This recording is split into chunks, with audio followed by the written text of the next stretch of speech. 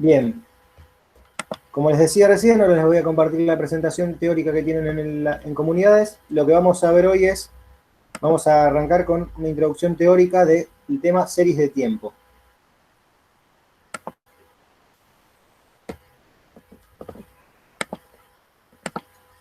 Bien, ahí tenemos la presentación. Vamos a arrancar definiendo qué quiere decir o qué queremos decir nosotros cuando hablamos de serie de tiempo. Una serie de tiempo es cuando nosotros a una variable la estudiamos a través del tiempo, como su nombre lo indica, en periodos ordenados cronológicamente y periodos regulares de tiempo. ¿Qué quiere decir regulares de tiempo? Que si observamos datos mensuales, todos los datos tienen que ser mensuales, no cambiar la periodicidad en el medio del conjunto de datos o en el medio de la medición a trimestral, por ejemplo, como ha pasado con algunas variables macroeconómicas argentinas que se medían semestralmente, después pasaron a trimestralmente y se pierde esa regularidad en la periodicidad. La serie de tiempo tiene que tener esa regularidad en la periodicidad, siempre el mismo periodo, mensual, semanal, anual, diario, etc. ¿Para qué vamos a estudiar una serie de tiempo? La serie de tiempo la vamos a estudiar básicamente para, utilizando los datos del pasado de una variable, tratar de predecir qué puede pasar con esa variable. Estudiar el comportamiento, ya sea intraanual o interanual de una variable, para luego poder proyectar generalmente a largo plazo, a mediano y largo plazo.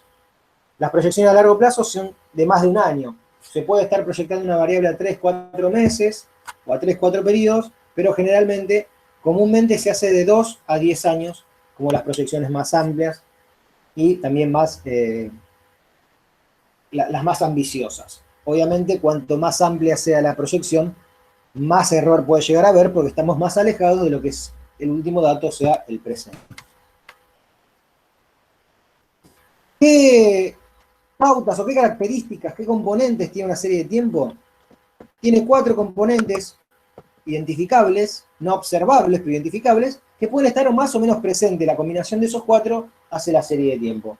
El primero es la tendencia secular o tendencia, que es el movimiento a largo plazo, el movimiento uniforme a largo plazo. Se puede hablar de una tendencia creciente, de una tendencia decreciente, de una tendencia estable, pero tiene que ser un movimiento a largo plazo. No es algo que sube y baja, eso no es una tendencia, sino que son otro tipo de movimientos. Después tenemos las variaciones cíclicas o el ciclo, también llamado el ciclo económico. Es cuando la serie se mueve con forma de onda, creciendo y decreciendo onduladamente, generalmente entre 2 y 5 años o hasta 10 puede durar un ciclo, que generalmente acompaña el ciclo de la economía. Estamos midiendo una variable, por ejemplo, venta de televisores, más allá de que los televisores tengan más o menos demanda dependiendo de la época del año o de alguna característica, alguna oferta en particular, cuando la economía crece se venden más televisores porque la gente tiene más plata en el bolsillo, y cuando decrece, cuando la economía se frena un poco, también se frena la venta de televisores. Hay algunas variables que son más influenciadas por el ciclo económico, otras menos, pero siempre está presente ese ciclo. Otro es la estacionalidad. Este sí es muy importante, se ve mucho, que son los cambios que ocurren año a año, siempre en la misma época. Por ejemplo, en vez de hablar de venta de televisores, podemos hablar de venta de aires acondicionados. La venta de aires acondicionados, una vez que acerca el calorcito, más cerca de fin de año, empieza a subir mucho, porque hay más demanda de aires acondicionados. Y baja en la época invernal. Y por último tenemos las variaciones irregulares, que son las variaciones que no son explicadas por las otras tres, son más impredecibles. Pueden ser identificables, episódicas, o no identificables, que son las residuales. Ahora vamos a ver puntualmente un poco de cada una de esas características. Si hay alguna duda, pueden esperar al final de la proyección o me preguntan por el chat o activan el micrófono y tratamos de solucionar, de responderla. Arrancamos con la primer componente, que es la tendencia secular o directamente tendencia, la conocemos como tendencia, y vemos un ejemplo. Número de casas vendidas por Home Depot de 1993 a 2010. Esto es una serie anual, como vemos, tenemos un valor por año. ¿Y qué vemos en esa serie? Una tendencia creciente, lineal creciente, hasta 2006, les diría. Y en 2006 se estabiliza y empieza a declinar. O sea, tenemos una tendencia creciente que dura 13 años, de 1993 a 2006, y no sabemos cómo continúa después de 2010, pero de 2006 a 2010 más levemente, pero tenemos una tendencia decreciente. Esos son movimientos a largo plazo uniformes. Después tenemos el ciclo, la variación cíclica, que tenemos, como yo les decía, movimientos de onda. Cuando la economía crece, hablamos de una prosperidad. Cuando decrece, llegamos a lo que se llama depresión. En ese momento entre la prosperidad y la depresión, ese descenso de la economía se llama recesión, y cuando empieza a recuperarse, justamente se llama recuperación. Entonces pasamos de la prosperidad, recesión, llegamos a la depresión, recuperación, llegamos a la prosperidad, y así se va repitiendo. Fíjense que en este gráfico, que sería baterías vendidas en miles por año, tenemos un ciclo económico bastante presente: prosperidad, recesión, depresión, prosperidad, recesión, depresión, pero combinado con una tendencia creciente. O sea, aumenta a largo plazo la venta de baterías, pero en el medio de ese aumento tenemos, por ejemplo, entre el tercer y el cuarto dato, una recesión que hace que baje, pero después va creciendo. Y a largo plazo, lo que vamos viendo es que la prosperidad que encontraron en el 93, pónganle que es el primero, con respecto a la que se le sigue es más baja. O sea, va creciendo esa prosperidad, va creciendo también las depresiones.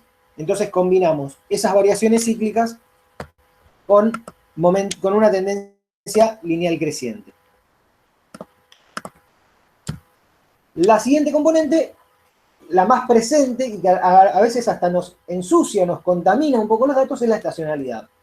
¿Por qué decimos que la estacionalidad ensucia o contamina los datos? Porque la estacionalidad, cuando está muy presente, no nos permite hacer combinaciones entre periodos sucesivos. Sí o sí podemos hacer comparaciones cuando hablamos del mismo periodo del año anterior. Por eso muchas veces ustedes, cuando ven la comparación acerca de la economía creció tanto por ciento con respecto al año pasado, o la inflación fue de tanto por ciento respecto al mismo mes del año pasado, es para hacer comparaciones que no estén influenciadas por la estacionalidad. Fíjense el ejemplo clarísimo del consumo de gas residencial mensual en Argentina entre 2015 y 2019. Como claramente arrancamos con meses veraniegos con poco consumo de gas, hasta alrededor de 300.000 metros cúbicos, y llegamos a un valor más de 6 veces ese, que es el pico en invierno. Volvemos a bajar en verano, volvemos a subir en invierno, volvemos a bajar en verano, y así sucesivamente. Entonces, ¿qué vemos? Que siempre en invierno crece el consumo de gas y siempre en verano va a bajar. Esos son movimientos claramente estacionales, bien marcados. Entonces, si yo ahora en julio digo, bueno, esta vez vendí 200 estufas más que en mayo o que en enero, no me tengo que poner tan contento, porque yo espero vender más estufas en invierno. Tendría que ver qué pasó con julio del año pasado o con el invierno pasado, para saber realmente si me fue mejor o peor. Por eso decimos que la estacionalidad ensucia los datos. Y muchas veces un análisis muy importante que se hace en este tipo de variables estacionales es la desestacionalización. Identificar el factor estacional mediante algún procedimiento, identificarlo y sacarlo de la serie. Entonces así podemos comparar valores entre meses sin tener que ir a un año anterior. Y por último tenemos las variaciones irregulares. Yo les había dicho que teníamos fluctuaciones episódicas y residuales. Las episódicas son impredecibles, pero podemos identificarla. Por ejemplo, el efecto de una guerra en la economía.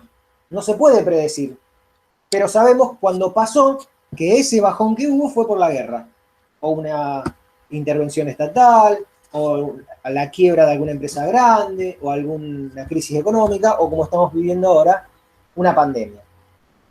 Mientras que las fluctuaciones residuales son impredecibles y no se identifican. Es eso cuando generalmente ustedes ven un gráfico de serie de tiempo y se tiene ese movimiento como electrocardiograma, sube y baja.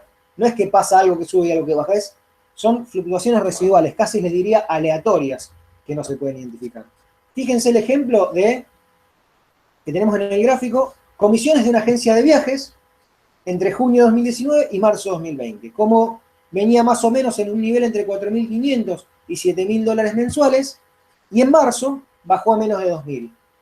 Lo que tenemos en marzo es una fluctuación episódica, una variación irregular episódica debido al COVID-19 que afectó negativamente la actividad del turismo. Si ese gráfico lo veríamos para abril o para mayo, directamente tocaría el piso, por esa misma razón. ¿Estamos hasta acá? Bien, una vez que nosotros identificamos qué variables pueden trabajar o pueden estar afectando una serie de tiempo, lo que hay que ver es cómo actúan esa serie de tiempo, esas componentes, cómo ingresan a la serie e interactúan entre ellas. Lo que se llama modelo de serie de tiempo, y vamos a ver dos opciones: el modelo aditivo de serie de tiempo y el modelo multiplicativo de serie de tiempo. En el modelo aditivo, como su nombre lo indica, las componentes se suman.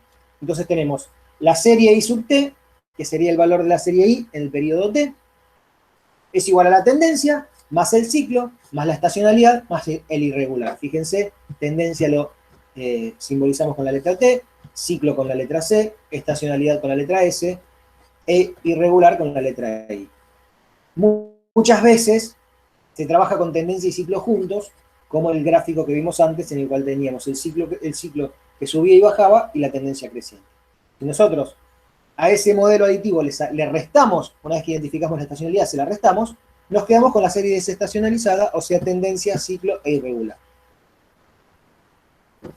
Como les decía recién, para analizar la serie sin estacionalidad, se la identifica y se la resta. No siempre es sencillo identificarla, muchas veces requiere algún proceso de filtros o de cálculos extra, y hay programas más complejos que lo hacen, que están hechos exclusivamente para desestacionalización. En este modelo todas las componentes están expresadas en la misma unidad de la serie: pesos, dólares, miles de pesos, euros. ¿Está? ¿Por qué los estoy sumando? Sumo pesos, pesos, pesos, pesos. La serie está expresada en pesos. En este caso, las componentes son independientes. La tendencia no depende del ciclo, ni el ciclo depende de la estacionalidad, ni la estacionalidad del irregular, y así entre las cuatro. Por eso se suman.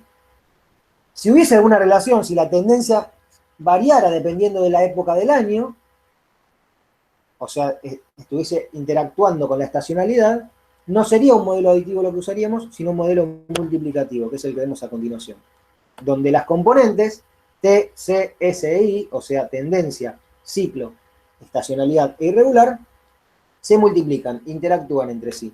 Acá yo no puedo expresar los valores en pesos, porque hago pesos por pesos por pesos por pesos, me va a quedar una serie de pesos ahí a la cuarta. Entonces, generalmente, la tendencia se expresa en la unidad de medida, o sea, pesos, y las otras en una variación porcentual. Por ejemplo, si en un periodo T la estacionalidad ese mes produce un aumento del 25%, la componente S sub T va a ser 1,25, porque al multiplicar 1,25 por el valor de la tendencia, lo sube un 25%. Si lo bajara un 25% sería 0,75. Entonces, en ese caso, cuando identifico la estacionalidad, en vez de restarla, la voy a tener que dividir para poder desestacionalizar. Pero generalmente, como es más difícil dividir, o es más difícil identificar una componente que es dependiente de otra, lo que se hace con un modelo multiplicativo es una transformación logarítmica y hacer que la serie pase de multiplicativa a aditiva. Todo esto, obviamente, nosotros no nos vamos a meter en cálculos tan complejos, sino que simplemente para que entendamos la naturaleza de las componentes, cómo actúan e interactúan dentro de una serie. Como les decía, las series, las componentes dentro de ese modelo multiplicativo interactúan. ¿Vamos bien hasta acá? ¿Alguna pregunta? Ahí veo que el chat está activo. En realidad lo que Micaela, ¿qué tal? En realidad lo que se hace es, nosotros vamos a trabajar con un único modelo que es aditivo, porque es más sencillo de aplicarlo y porque el modelo multiplicativo requiere cálculos más complejos. Pero lo que hacemos generalmente cuando identificamos cuando trabajamos con una serie es probar ambos modelos. Particularmente la prueba del modelo multiplicativo requiere cálculos muy complejos y de softwares específicos de serie de tiempo, que no lo vamos a complejizar tanto, más sabiendo que un modelo multiplicativo, al aplicar una transformación, se transforma en aditivo. Así que directamente lo que vamos a hacer nosotros, cuando trabajemos con la estimación de una tendencia lineal, es trabajar con modelos aditivos. Fluctuación residual, a ver si tengo algún ejemplo. Perfecto, Micaela. Dolores, fluctuación residual, a diferencia de la episódica, que nosotros sabemos lo que pasó, es cuando una serie no sigue algo lineal, sino que tiene ese movimiento variable, que puede ser porque ese mes se vendió más o menos por alguna razón particular. ¿Ya? Sí, volvemos a las ventas de algo que no sea estacional. A ver, espérame que voy a buscar si yo tengo una diapositiva con alguna variación más residual. Esto no tiene que ver, pero fíjense, esto es una variación residual. ¿Lo ven? Sube, baja, sube, baja, sube, baja, y no está afectada por alguna razón particular. Simplemente es una variación residual. Yo ajusto una recta y los desvíos para arriba o para abajo de esa recta es lo que se llama variación residual. Un mes vendí 200 estufas, al otro mes vendí 205, al otro mes vendí 203. Esas pequeñas variaciones que hacen que no sea exactamente recto son las variaciones residuales, son las más difíciles de identificar. Uno puede pronosticar que el año que viene me va a ir muy bien y vendo 2.000 estufas, pero en realidad vendí 2.043, no estuve tan mal con la proyección, pero esos 43 es esa variación residual que no puedo predecir. No es que iba a vender 2.000 y vendí 500 porque hubo una crisis económica o porque no hizo frío, sino que es una pequeña variación difícil de identificar. Eso sería una variación residual. No sé si quedó claro. ¿Dolores? Perfecto. Candela, la estacionalidad. ¿Qué es la estacionalidad? Como les decía antes, son movimientos que se repiten todos los años en la misma época. Los ejemplos más claros son, por ejemplo, la venta de estufas, la venta de aire acondicionado, la venta de helados. Yo tengo una heladería. En enero, diciembre, enero, febrero, marzo, probablemente vendan mucho más helados. ¿Por qué? Porque hace calor y la gente con calor toma más helado. En julio, mi heladería seguramente va a bajar su actividad. Y en diciembre, enero, febrero del año siguiente va a volver a subir. Y en junio, julio, agosto va a volver a bajar. Y eso pasa todos los años. No es que un julio la heladería va a vender bárbaro. ¿Por qué? Porque en julio hace frío y el helado se toma menos. Eso es la estacionalidad. ¿Qué pasa? Si vos comparás cuánto vendiste en junio contra cuánto vendiste en enero, seguramente te va a dar menos, pero no porque te fue mal, sino porque es esperable en tu negocio. Entonces, para poder esquivar esa estacionalidad, ¿qué haces? Comparás lo que vendiste en junio contra el junio del año anterior. Están bajo la misma circunstancia, en la misma situación estacional. ¿Se entiende? Lo mismo, por eso yo cuando les mostraba estacionalidad, les mostraba el consumo de gas en la residencial. ¿Qué pasa? El gas, utilizado para calefaccionar en las casas, en los meses invernales sube mucho el consumo y en los meses de verano baja mucho porque se utiliza casi siempre únicamente para cocinar. Entonces, esa demanda, ese consumo de gas, todos los inviernos va a subir, todos los veranos va a bajar, todos los inviernos va a subir, y esto pasa estacionalmente. Su nombre indica estación, puede ser con la estación del año, pero también puede ser con alguna época, qué sé yo. La venta de árboles de Navidad crece mucho los últimos días de noviembre, primeros de diciembre, y después baja el resto del año. Muy poca gente se compra un árbol de Navidad en mayo. Entonces, ¿qué pasa? Noviembre, diciembre, venta de árboles de Navidad, baja todo el año, vuelve a subir en noviembre, diciembre, baja todo el año, etc. ¿Bien? Perfecto. Dolores. En la diapositiva 10... No, es en el periodo T. Es la tendencia del periodo T. No me percaté de ese error, vamos a verlo. Exactamente, sí, es en el periodo T. En la diapositiva 10 dice nivel de tendencia en el periodo T. O el periodo en realidad está simbolizado con la letra T de tiempo. Bien. Exactamente, Antolina, este. Bueno, ¿alguna otra duda respecto a las componentes o los modelos? Si no, ya avanzamos con una primera técnica de análisis de series de tiempo, que es la técnica de promedios móviles.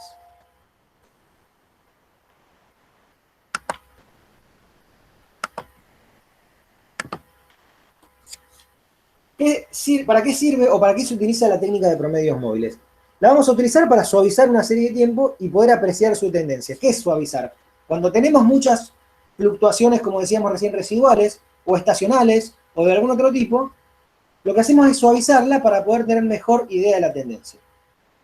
¿Cómo se aplica el promedio móvil? Como su nombre lo indica, es un promedio que se va moviendo. Para un punto, calculo un promedio con los valores de alrededor. Para otro punto, calculo el promedio con sus valores de alrededor y así sucesivamente.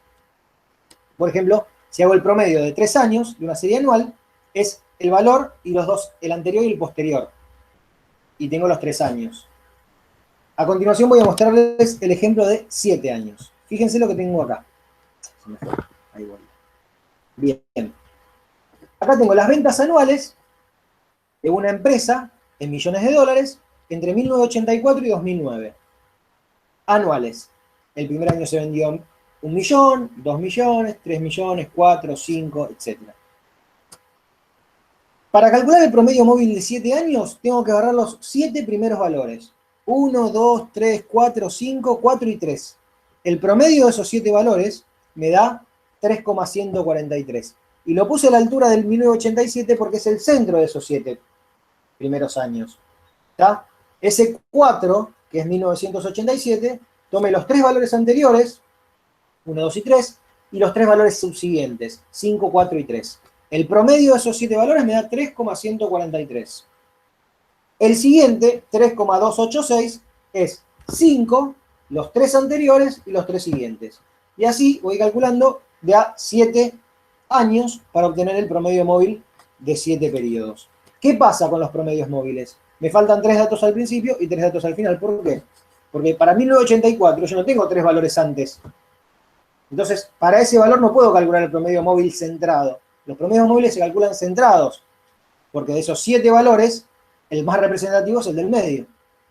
Entonces, ni el 84, ni el 85, ni el 86 tienen 3 datos para atrás como para calcular el promedio móvil. Recién el 87 es el que tiene 3 años para atrás. Entonces, a partir del 87 y hasta 2006, calculo el promedio móvil de 7 años. ¿Por qué no puedo calcularlo para 2007, 2008, 2009? Porque no tengo valores siguientes para hacer 3 y 3. Entonces, cuando yo tengo un promedio móvil de 7 valores, pierdo los 3 primeros y los 3 últimos. Si tuviese 5 valores, pierdo 2 y 2. Si tuviese 3 valores, pierdo 1 y 1. Fíjense qué pasa con ese gráfico con valores originales y con los valores del promedio móvil. La línea negra que va subiendo y bajando, subiendo y bajando, subiendo y bajando, son los datos de ventas, la serie original. Y en rojo está el promedio móvil de 7 años. Fíjense cómo se suavizan los datos con los promedios móviles. La línea roja es más corta porque, como les dijimos, tenemos una promedio móvil de 7 años, perdimos los 3 primeros y los 3 últimos. Vemos claramente con la línea roja que la tendencia es lineal creciente, que quizás no es tan fácil de verlo con los datos originales. Abstráiganse de la línea roja, fíjense que con la línea negra no se ve tan claramente que es una tendencia creciente, porque sube mucho, baja mucho, sube mucho, baja mucho. Entonces, esa tendencia no se puede ver tan claramente. Y pudimos hacerla del promedio móvil de 7 años porque teníamos muchos datos. Con pocos datos habría que pensar en un promedio móvil de 5 o de 3 años. Lo que no me permite esta técnica es extrapolar. O sea, yo pierdo los primeros y los últimos. Mucho menos voy a poder ver a futuro. No me sirve para proyectar, pero una vez que yo tengo una idea de que con los promedios móviles identifico una tendencia lineal, lo siguiente sería estimar una tendencia lineal que me permita proyectar a futuro.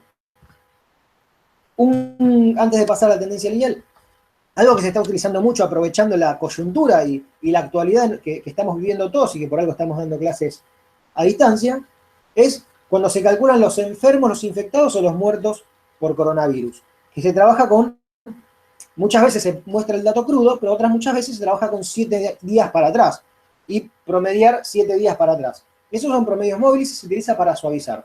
Porque si un día se murieron 40, otro día se murieron 20, otro día 30, esa fluctuación no me deja ver si estamos, en qué tipo de tendencia estamos muertos o infectados. En cambio, al trabajar con promedios móviles, semanales generalmente, lo que vemos es ya una tendencia si estamos creciendo exponencialmente, algo más lineal, o se está frenando o aplanando la curva, como dicen. ¿Se entiende? Entonces lo que les decía es, una vez que, Francisco, antes de seguir, ¿siempre se pueden aplicar los promedios móviles? Siempre se pueden aplicar. Que sean útiles o no es otra cosa. Puede haber un caso que se aplique el promedio móvil, pero el promedio móvil no me suavice la curva que estoy viendo o los datos que estoy trabajando. ¿Tá? Si tiene demasiada variabilidad el promedio móvil, lo puedo aplicar pero no me sirve. O Si son muy suaves los datos, si tienen poca variabilidad, tampoco me sirve porque aplico un promedio móvil y me da muy parecido al valor original. Entonces, ¿para qué voy a hacer un promedio móvil que no me está modificando nada? Es como que trabajar sin necesidad. Pero siempre se pueden aplicar después. A veces es útil y a veces no tanto. ¿Cuándo te das cuenta si es útil? Si te suaviza o sea, te hace una curva más recta o más suave por lo menos, de una serie que es un serrucho y tiene mucha variabilidad y no te permite ver, por ejemplo, una tendencia.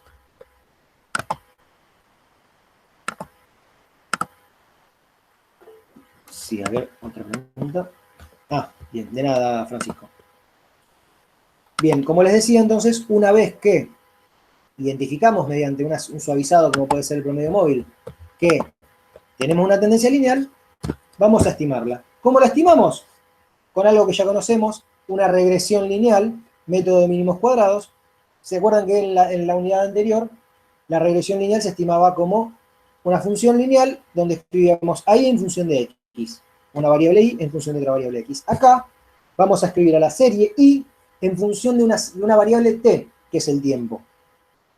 Entonces, vamos a estimar la tendencia lineal con los coeficientes de regresión A y B, como habitualmente lo hacemos, con Excel, con la calculadora o con la fórmula, pero donde la variable x es la variable t, tiempo, que toma los valores 1, 2, 3, 4, hasta n. ¿Está? Entonces, no hacemos otra cosa que ajustar una línea de regresión a través del tiempo.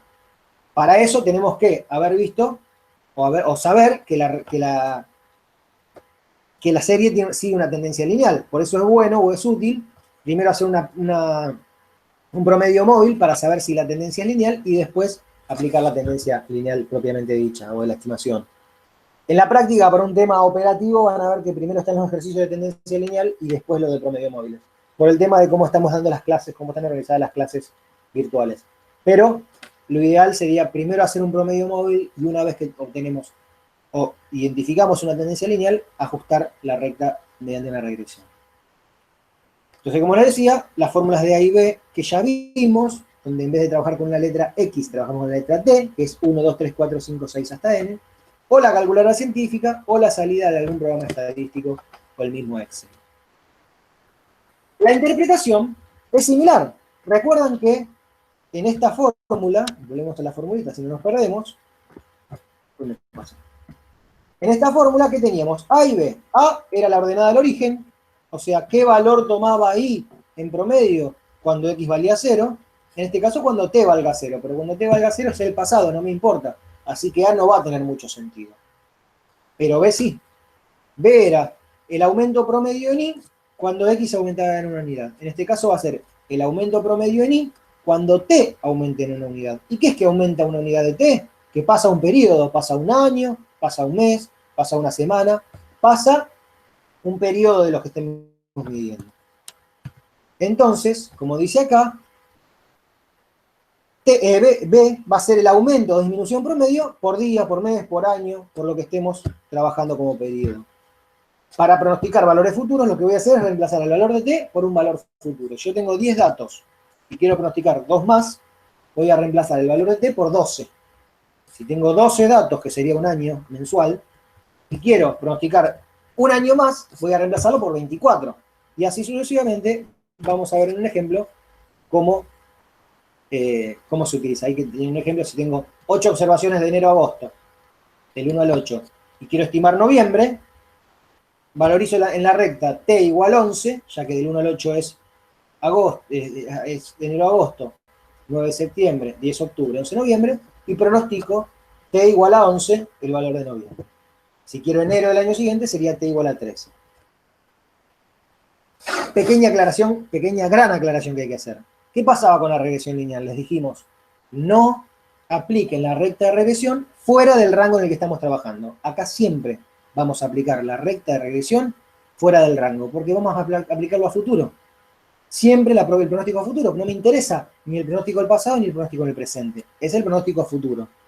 Por lo tanto, cuando hagamos la interpretación vamos a tener que aclarar que esto va a pasar si en el futuro se mantienen las condiciones actuales. Si en el trabajo yo trabajé con 11 meses y pronostico 3 meses para adelante, yo voy a aclarar que ese pronóstico 3 meses para adelante se va a cumplir si se mantienen las condiciones de esos 11 meses en los cuales hice el análisis. Por ejemplo, acá tengo las ventas de millones de dólares de una empresa. En la línea azul son las ventas reales. La línea roja es la recta de tendencia lineal ajustada, que me dio 1 más 2t. O sea, A es 1 y B es 2. Por lo tanto, el valor 1 es el coeficiente de ordenada al origen y el valor 2 es el B o pendiente. Sí. A y B lo sacamos como hasta en la unidad pasada con la calculadora, ¿o no? Exactamente, con la calculadora, con la fórmula o con alguna salida de Excel que les presentemos, exactamente. Ok, gracias. Micaela, la variable t es discreta porque la variable t es tiempo. La variable t no la impone nadie, simplemente es el periodo en el que estás midiendo. Si vos tenés 10 datos mensuales, la variable t es 1, 2, 3, 4, 5, 6, 7, 8, 9, 10, representando cada uno de los meses que tenés. Si tenés 5 datos anuales, 1, 2, 3, 4 y 5, representando a los años que tenés medidos. No es una variable en sí, sino que son los periodos en los cuales mediste la serie. En realidad, la única variable que tenemos es la serie. T es el tiempo. Lo llamamos variable para poder asociar lo que estamos haciendo a lo que hacíamos en regresión. Pero en realidad T es el tiempo, siempre es discreto, que empieza en 1 y termina en n, dependiendo de cuántos datos tengas. ¿Se entiende? Perfecto. Como Profe, ¿le les puedo hacer una decía, pregunta? sí, Juana. Ahí en la calculadora tendríamos que cargar como X 1, 2, 3, 4, 5 Exactamente. aleatoriamente y como Y las ventas. Exactamente, cargan 1 y el primer valor, 2 y el segundo valor, 3 y el tercer valor, así hasta el último valor que va a ser n. Si tienes 12 datos va a ser 12, si tienes 15 datos va a ser 15, exactamente. Perfecto, gracias.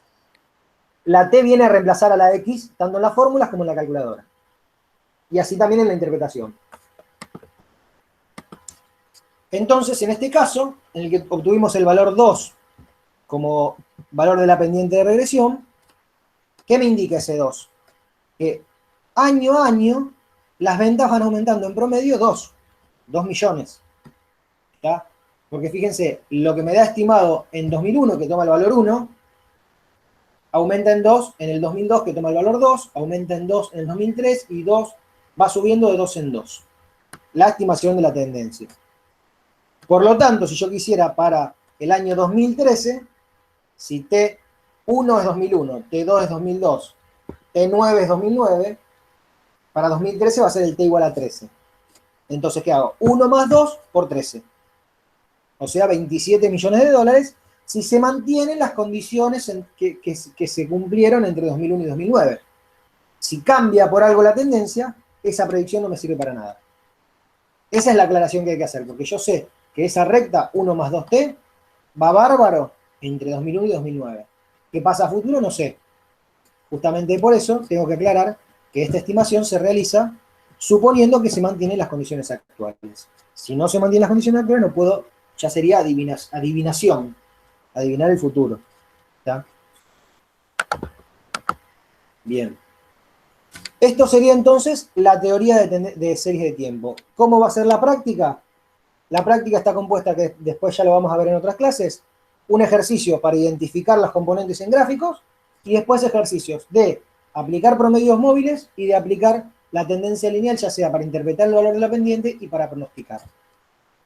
¿Alguna duda respecto de esto? Recuerden que tienen las guías teóricas que no se entregan, sino que simplemente son para practicar ustedes y pueden consultar en las clases y en los foros, que tienen el foro ya activado de series, del cual yo voy a estar a cargo también. Así que cualquier otra cosa me la pueden preguntar ahí. ¿Alguna otra duda respecto de esto?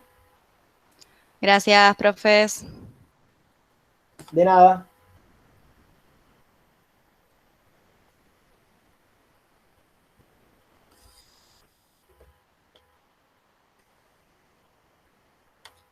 La guía teórica de la 8, ya te saco la duda en un segundo.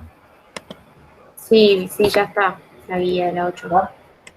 Perfecto. Sí, ya me pareció haberla visto, pero por las dudas quería corroborar, pero sí me dice Paula que está. Lo que no está todavía son las soluciones de la práctica de la 8, pero recién arrancamos Sí, las soluciones se van a ir subiendo gradualmente, todas las soluciones.